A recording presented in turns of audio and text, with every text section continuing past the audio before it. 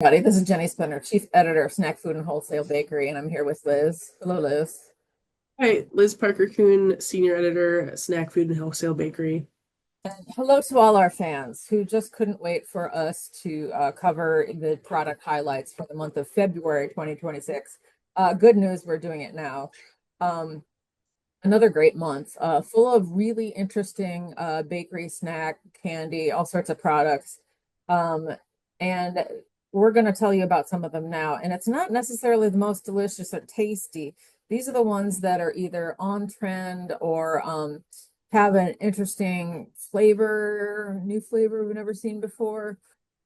Just things that we think are worth talking about. So let us get into it. The first thing, it's really funny because one of my friends who's a runner just posted a little clip saying, "Enough with protein and everything. This is the madness has got to stop."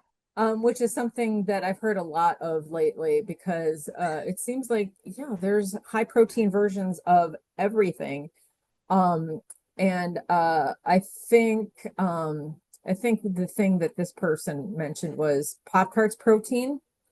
um, I'm going to play, I don't usually do this, devil's advocate. Um, I am not alone in having medical professionals say, get more protein in your diet. So I will look for it in places that normally might not have it, just so I can get more protein in. And one of these things, I'm a big fan of soft pretzels. And Super Pretzel recently came out with a plant-based, high protein pretzel.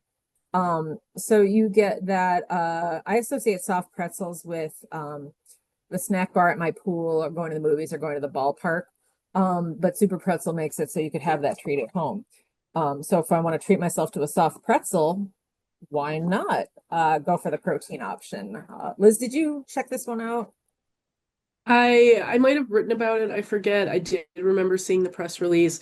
I think it's a good option. I like their pretzels a lot. They're easy to just, grab from the freezer when you want your pretzel fix, soft pretzel fix. And like you were saying, protein is everywhere. We always write about the Khloe Kardashian popcorn with the protein. And I was just writing about something today. I think it was Catalina Crunch with protein. So a lot of people are incorporating protein now, so it should do well because of that.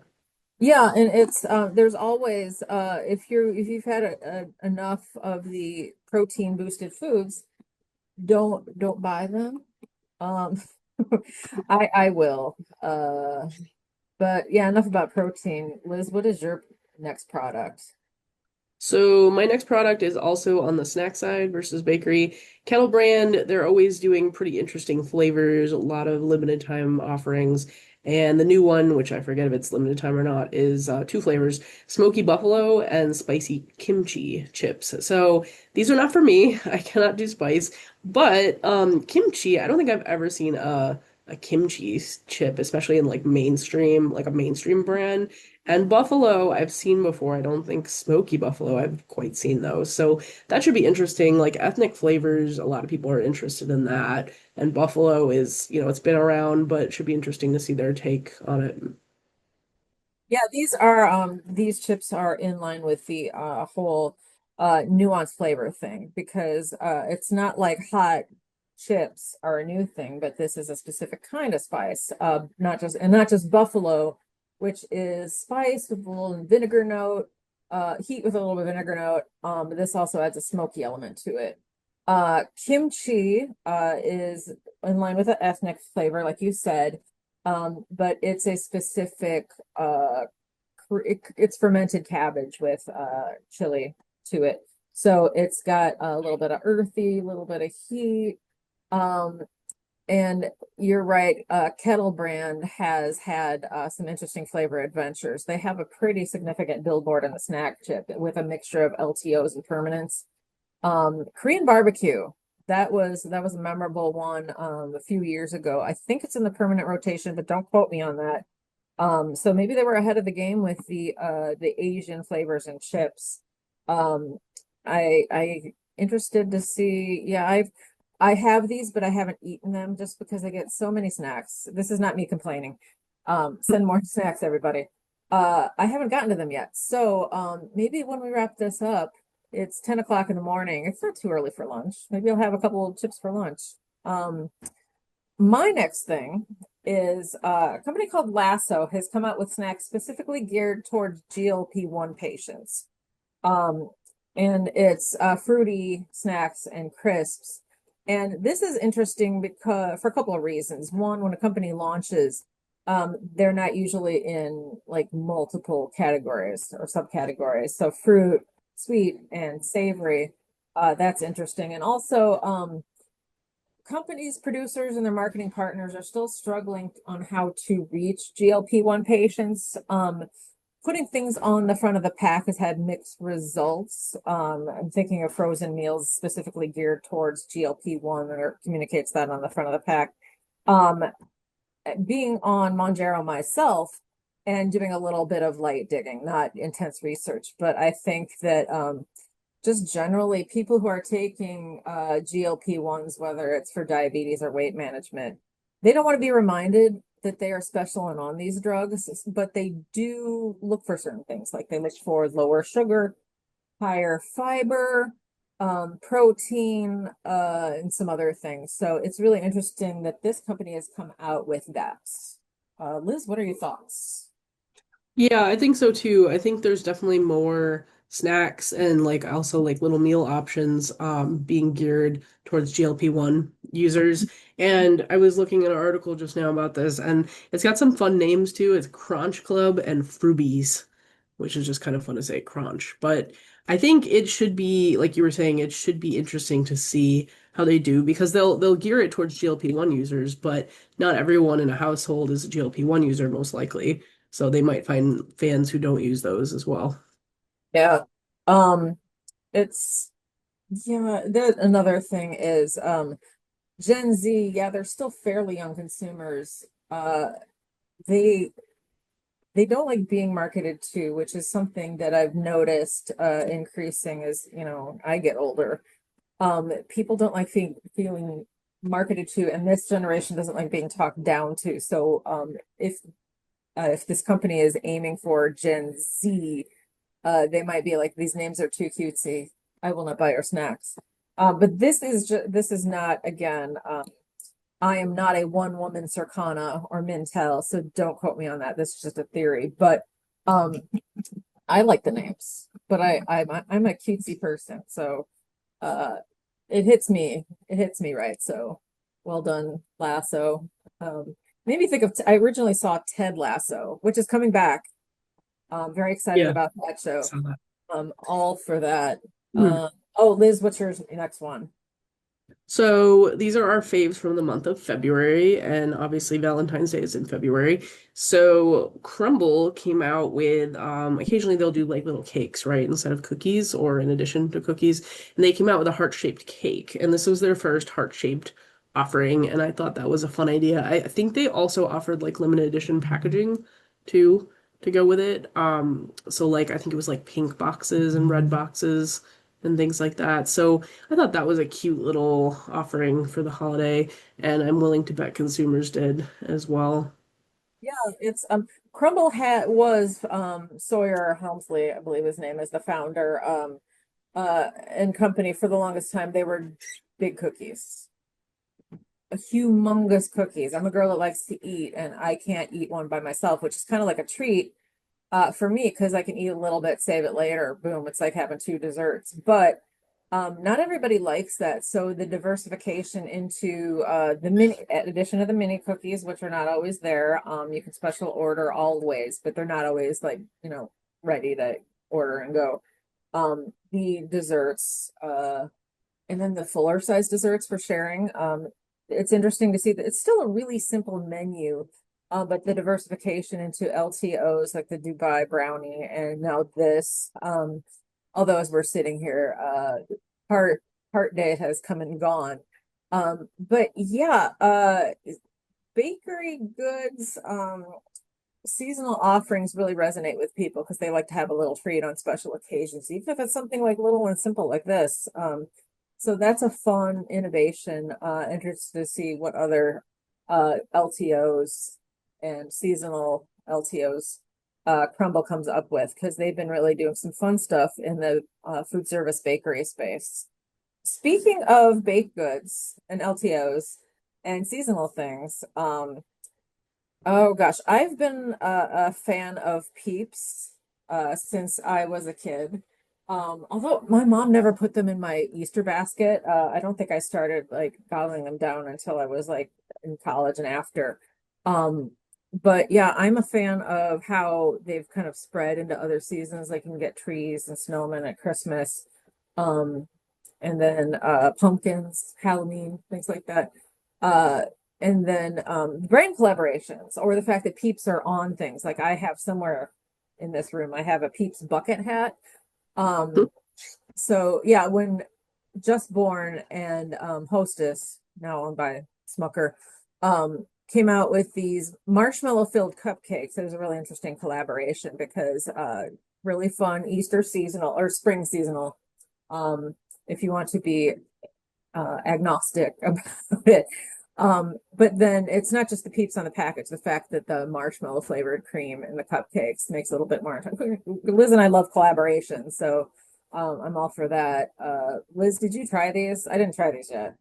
I did not, and I want to because I love Peeps. They're one of my mom's favorite candies. So whenever they send me samples, I share them with her. And they just sent me, speaking of which, they just sent me a massive email. They've got like 10 plus collaborations going on. So they've been Yeah. busy, and they said, let me know if you want to try anything. And one of them was kids clothing, and I was like, well, I have a baby, so please send. And the other was Bath and Body Works, and I was like, that sounds fun. So it's not just food brands. I'm gonna put some of it in Fun Friday, maybe this week or the next. Oh, that's But fun. Hostess was definitely an intriguing one. I ended up putting it in the candy industry e-newsletter that week too. So that was a long answer to your question, but I have not tried these. I would like to, basically. Yeah, I mean I go to the grocery store and I do look for new snacks that I've never seen before. I take pictures. And I not specifically looked for these, but I also haven't just like spotted them in the wild. So next time I go to the grocery store, I will check those out. But yeah, that is a fun one. Liz has another fun one. Yep. We're going back to I guess we're staying in the bakery lane, but more savory. So Cauliflower, they do cauliflower crust pizza, and they've had their pizzas for a while, I believe, but they're, family size or more for one person, more than for one person. And they came out with two things. They came out with single serve pizzas, and I had one. It was quite good. It was a little small. It was like about 300 calories, 350, like in Yeah, a little that's a box. sweet spot for single serve meals. Yeah, we Yeah. set And then that. they also have bowls, which they sent me. I haven't tried those yet. Like it's not as much what we read about, like Fiesta chicken or something like that. But it's for solo consumption. And I am a big fan of just tossing like a meal in the microwave when I'm working, just something quick to eat during the day. This is not so much microwave, it's oven, I believe, although you probably can microwave it. But I found it was interesting because if you are, wanting pizza or craving some pizza, this is a better for you alternative. Or if you have celiac or you prefer eating gluten-free, it's a good alternative as well.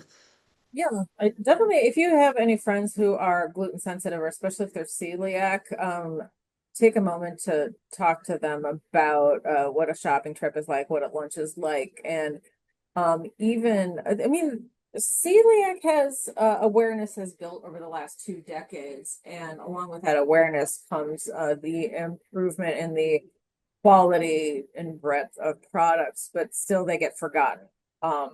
So single serve meal options haven't been as great as all that. There's lots of pastas, but not as many gluten-free options. So my celiac friends, when I share things like that, they get really excited because the options for quick heat and eat meals have been expanded with these pizzas because yeah, there haven't been too many of those.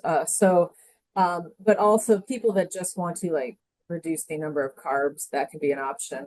Um, so well done. Continue innovating cauliflower because it's fun to watch. Um, my next item is bitchin' tortilla chips. I get to say a swear word. Thanks a lot, Star. Star's the founder. So I recently came back from a whirlwind tour of Modesto's almond farming and processing culture. Winter Farms, I will be writing about this soon. It might be up actually before this video is. So it's like I'm time traveling here. Um, and I got to see farms, the trees in bloom, just acres and acres of gorgeous trees, the bees pollinating. I got to see a processing plant where the almonds just, seeing it in person is pretty incredible because so many tons of almonds are grown every season. And just to be in one process, one room of one processor and to see one 50-pound box of almonds stacked on a pallet among tons of other pallets, and that's just one room in the 100 plus processors in one part of the world. So we're eating a lot of almonds, but we're not just having snack nuts. They're an ingredient in many things. Bitchin is a sauce company that's been around for a while. They're dairy-free dips because they're the base, the creamy base is almonds. And the founder has expanded into chips, which are cooked in almond oil. Um, so that's a fun thing. And not only did I get to try these chips for the first time at a kind of like a producer roundtable, I got to meet the star. Her name is Star, the founder of the chip. This is worth mentioning. The almond oil and chips are not completely new.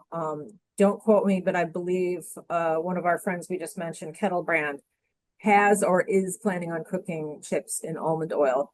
I mean, that's notable, but I think the more interesting thing is bitching coming up with something that complements their existing product line, but also puts them in a different section of the store. So that gets their name in other aisles, which is an interesting move from a marketing perspective. Um, the chips themselves were really good, just a really good solid chip that went well with her dips. But I imagine if you were to take the bitchin' chip and use it with homemade dip or another brand's, she's not going to stop you. So yeah, interesting innovation. Yeah, should be interesting. I'm laughing at the name still, but a while ago they sent me like a plethora of their dips, and unfortunately I kind of put them in the back of the fridge and like we forgot about them, so I didn't get to try them. But Yeah, I think it's interesting that you've got the bitch and chips now, and you can, either pair them with it pairs well with their dips, or you can, like you said, go rogue and pair them with something else. And I think they're sending me samples, so I'm looking forward to trying these, especially you said with the almond oil, right? They're made with almond oil. yeah, they're and it's a nice texture. They also they sent me samples and I did not put them in the back of the fridge. I ate some of them. And then my cousin's wife is not just gluten-free, but she's also dairy sensitive. And she really appreciated being able to enjoy some like classic homemade style dips, creamy dips. The original is really good. There was a cilantro one.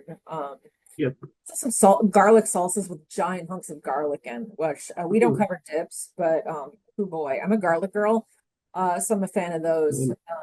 So yeah, and interesting to see what bitchin' does. I can't stop swearing. What they do going forward if I mean, they'll come out with new dips for sure, but more chips that put them in our coverage area. Um, the next thing that we had, Liz, we agreed on one item this month. So Liz, I will let you start off the conversation about this. Okay. I just brought it up so I can talk more about it. So I'm excited about this one. Red Baron and Bibigo. Red Baron, of course, makes pizzas. Bibigo makes Asian ethnic foods. They have teamed up to do a Korean barbecue style pizza. And I thought they were going to send me samples. I haven't received them yet, if so. But this one I thought was a great example of fusion. So it says topped with beef, carrots, caramelized onions, green onions, mozzarella, and cheddar cheeses, and a Korean barbecue style sauce. So this sounds extremely tasty to me, and I'm willing to bet consumers will feel the same because you've got kind of the mashup. Like you've got Korean barbecue, but it's in pizza form, a convenient pizza form at that because it's frozen. Yeah. And I see a lot of like private label with stuff like this. Like Kroger gets really inventive with their pizzas, but I haven't seen a ton of like mainstream people doing mashups like this. Aldi actually has some pretty interesting pizzas, but I don't think I've seen this from Red Baron before, so that'll be interesting. Yeah. Well, it's interesting because they're both Schwann's brands, and we've seen Yep. PepsiCo has done some really fun collabs across their aisles. The flavor swaps chips, which Doritos and a couple of other brands kind of like swap flavor coding. So that's really Be fun. good. But it makes sense if you've got two brands under your company's umbrella, why not have a little bit of fun? So and we just got done talking about other Korean flavor fusions. I've been a fan of Korean fusion forever, like Korean taco burrito places in Chicago are a thing. None near me, unfortunately. So I'm a fan of when Asian and Italian or Asian and Mexican cuisines crash into each other. I am a fan of classic pizza toppings, but I also like to have fun with it when I'm making homemade. But I really enjoy when I don't have to do the work. So yeah, a consumer who's like, this is me speaking for all consumers. When I go through the frozen pizza aisle, I'm like, oh, I want something a little different. This would totally grab me because I get to have a little flavor adventure without a lot of effort in the kitchen, which is pretty awesome. Um, Liz, you Yep. go. My next one is another collaboration. So Dunkin', I think it was the other company in this collaboration. We have Dunkin' flavored brownie brittle, which two different companies, obviously. You've got Dunkin', who's known for like coffee, obviously, but like bakery treats. And then you've got Brownie Brittle, who I cannot buy because they are gone very, very quickly. And what's also cool about Brownie Brittle, it's now a Michigan brand because Second Nature Brands snapped them up. So it used to be called Sheila G's Brownie Brittle, and now it's just Brownie Brittle. So they're Yes. doing a collab together. So you've got two Dunkin' flavors. I forget what they were. I want to say one of them was like a mocha flavor. Definitely more like on the coffee side. So that should be pretty interesting.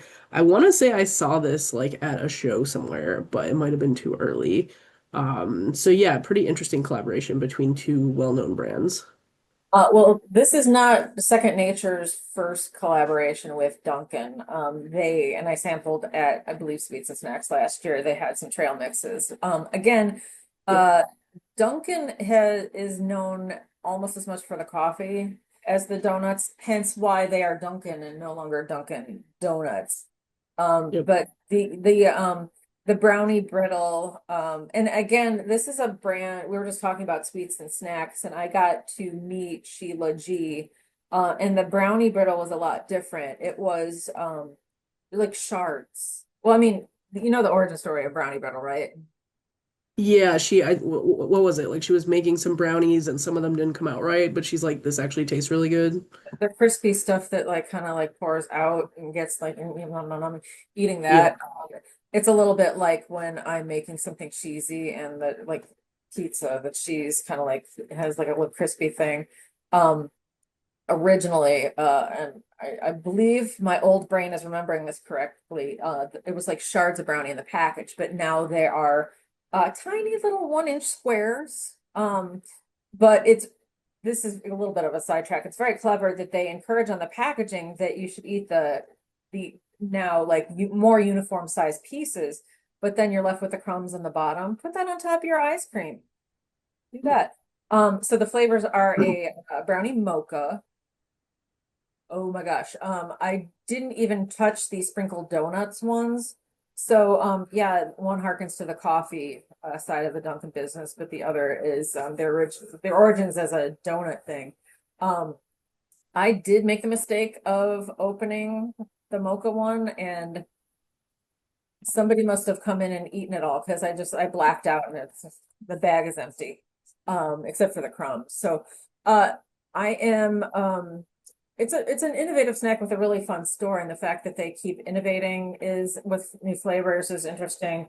We love brand collaborations. It's good for both of those. So yay, well done, Second Nature and Dunkin'. My next thing is you being in the snack and bakery industry, you've probably heard this phrase. It's new to my friends, but I like to say, and I say it in all caps whenever I say it, fiber maxing, putting as much fiber in everything as we possibly can. And this is, I mean, I'm not the only person whose doctor is telling them to get more fiber in their diet. it's become a conversation because there's been an increase in the rates, especially among younger men, in colon cancer. And one of the things that you can do to decrease your chances of getting that specific cancer is increasing the fiber in your diet. TikTok has discovered this. Health Talk, um, and the conversation I've had with people, like from Tom from Icon Foods, is like people sometimes hear that and then are like, okay, I want all the fiber, as much fiber as possible. This is not a thing that you want to just like suddenly go from having no fiber to all the fiber, because things will happen. I don't need to tell you, and I don't want to because it's gross, but it's still where fiber has ways to catch up with protein, but we're starting to see an increase in higher fiber and fiber things that are being marketed as fiber forward and in unexpected places. You would mention Khloe Kardashian's protein popcorn. And here we have PepsiCo has come up with high protein smart food popcorn, and also Sun Chips. And just like I mentioned with the protein, if you are being told that you have to increase a specific nutrient in your diet, why not have fun doing it with a snack that you might already enjoy, to make the whole I'm old and I need more fiber thing a little less miserable with a tasty snack. So these are two interesting innovations that I am all for it. I haven't tried them. I haven't flipped over the back of the package to see what kind or kinds of fiber, because sometimes there's blends, what kind of fiber they're using. Liz, what do you think? I think this is interesting. Fiber maxing is it's a newer term, right? I've started to see it in a lot of press releases. Last year, I think was when I started seeing it Yeah. blow up. And so I was looking at this one just now. Sun Chips, they have spicy jalapeno and Southwest queso. Smart Pop, they've got sweet and salty or toffee and sea salt, all of which sound tasty. I was just thinking too, I know Delta does a partnership with Sun Chips because they're always offering me Sun Chips on my flights. So it'd be curious to see if they get, so popular that they might get picked up by that. I think a lot of airlines like to offer better for you options now. So that would Yeah, be interesting as well. I haven't I haven't even like checked out the snack boxes on flights, because thanks to you readers, I usually have so many snacks to bring on a plane that I don't even need to think about supplementing it with food but I probably should check out that menu to see what kinds of better for you brands. Prior to this gig, and Liz has heard this, so you check out for a second. I worked as a sample girl for a snack company, but then that company, in addition to having chips and sesame milk, which I think is going to be the next big plant-based milk, they also had they assembled better for you snack boxes for airlines. So some of the brands that we write about now, Alter Eco chocolate, cauliflower based crackers that were shaped like ducks, and I'm blanking on the brand. I'm gonna have to look that up when we're done. But yeah, there's a like you said, there's a demand for better for you, even in the skies. So it's cool that snack companies like Frito-Lay and their Sun Chips and all these companies are delivering things that either are sold on airplanes or you can bring on the airplane with you. Well done. Liz, what's your next thing? My next thing is another collaboration. Jack Links is coming out with Dorito Nacho Cheese beef snacks. They have beef jerky and they have a stick format. So, and it has 11 grams of protein per serving if you are on the protein wagon there. I would try that because I like meat snacks and I like Doritos Nacho Cheese. So it tastes like, or it sounds like it would be like a delicious, like cheesy, beefy mashup type of thing. But it's interesting to me. Jack Links has been doing a lot of collaborations, right, recently. Mr. Beast. As I was gonna say, Mr. Beast at Sweets and Snacks. Yeah, Mr. Beast. I got really excited because I saw his big old head over the Sweets and Snacks booth last year, and I thought he would be there, but no, it's just him. Literally, I keep doing this. Ow, I nearly got my water.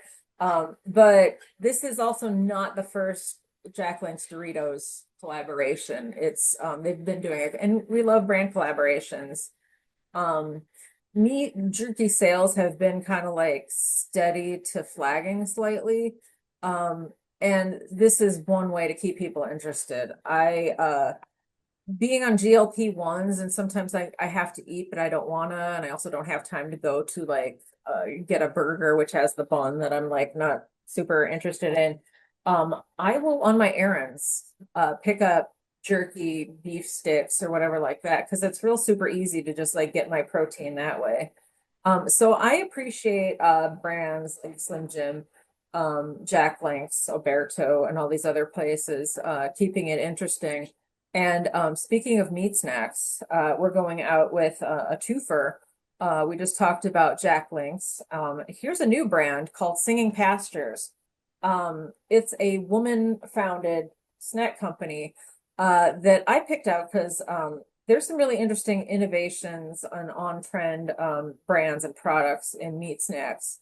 Um, if you if you went to Expo, by the time this gets up, Expo West will be gone, but and I wasn't there this year, but lots of press releases about clean label meat snacks, Chomps and New Primal, other brands escape me, but this one is interesting because it's clean label, but it also contains two ingredients that are increasingly resonating with consumers who are looking to improve their protein intake or improve other aspects of their health. It, these are made with bone broth and collagen, which are both hot on trend ingredients. The science is not super clear about what the specific benefits are of these particular ingredients, but just in general, bone broth is getting attention, whether you're drinking it or I don't know, bathing in it, whatever. Um, and collagen, sources of protein. They're one of the things that the conversation around collagen is like, uh, as we get older, we lose the collagen in our face, which is why we get wrinkles and sunken cheeks and things like that.